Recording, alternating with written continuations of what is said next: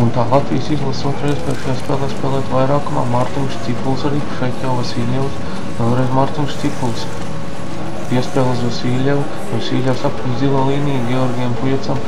Pujats uzmet uz vārtu priekšu, un diemžēl Čehi pirmajā atlaukušos Rips un to raidā arī no savas zonas pie tās jau Edgars Masaļskis.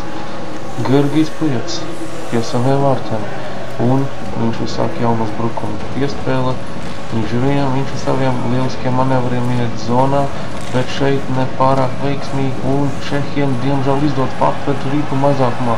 Un 2-1 ļoti pīkstami, un Rolnieks diemžēl Ripa Latvijas izlases vārtos, diemžēl zaudētu vārdu spēlējot vairākumā. Jānis Sprugts diemžēl zaudēja iemtienu, Čehi to.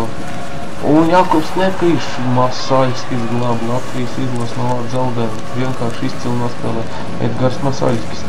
Nevajag pārkāpst, ka sortniekam noteikums Čehi turpina uzbrukt. Nepārāk veiksmīgi to dara, tagad jau mazliet pietrūks Laurim Dārziņam.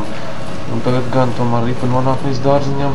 Laba iespēja uz Sprugtu un vārtu Stabiņš diemžēl glāb Čehijas izlases no vārdu zaudējumu. Ko padarījis?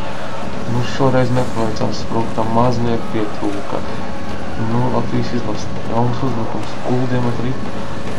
Čehi zonā, par to labi pacīnās. Un tagad jau, Pečurā 1-2, lielisks Pečuras metiens vārtu augšējā labajā devītniekā.